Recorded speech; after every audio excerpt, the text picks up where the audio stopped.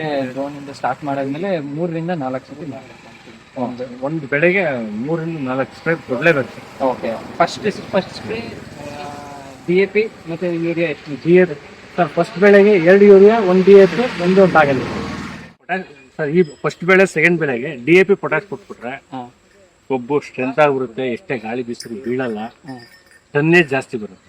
Okay. ಎರಡನೇ ಸಲ ಕಡಿಮೆ ಕೊಡಬೇಕು. 3ನೇ ಸಲ ಕೊಡೋದೇ ಬೇಡ, ಬೇಕಾಗಿಲ್ಲ ನಮ್ಗೆ. 3ನೇ ಸತಿ ಬರೀ ಯೂರಿಯಾ ಕೊಟ್ಟ DAPನೂ ಬೇಡ. DAPನೂ ಬೇಡ. ಓಕೆ. 4 ಸಲ ಯೂರಿಯಾ ಕ್ಲೋಸ್. ಯೂರಿಯಾ ಇದೆಲ್ಲ ತಿಂಗಳಿಗೆ ಒಂದೊಂದು ತಿಂಗಳು ಗ್ಯಾಪ್? ಒಂದೊಂದು ತಿಂಗಳು ಗ್ಯಾಪ್ ಇಲ್ಲ ಸರ್. 45 ರಿಂದ 50 ದಿನ. ನಾವು ನಮ್ಮ 50 ದಿನ ಗ್ಯಾಪ್ ಒಂದು ಸ್ಪ್ರೇಗೆ. ಓಕೆ. ಇದರಿಂದ ನಿಮ್ಗೆ 50% ಇಳುವರಿ ಜಾಸ್ತಿ.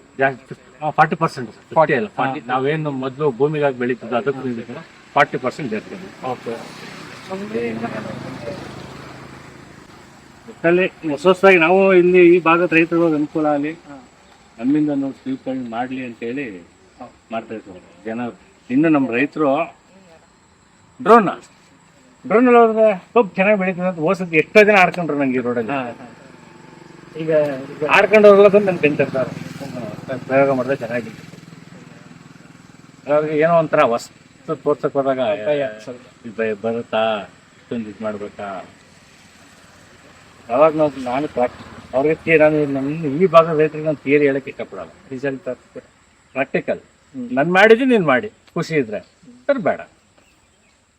ನನ್ನ ಅನುಭವ ಮಳೆಗಾಲದಲ್ಲಿ ಎಕ್ಕಕ್ಕೆ ಬಿದ್ದರೆ ಎಲೆ ನೀರು ಬಿದ್ದು ಉಂಟಾಗುತ್ತೆ ಅಂತ ಯಾವಾಗ ಕಾಣುತ್ತಿಲ್ಲ ನನಗೆ. Result super. ಇದು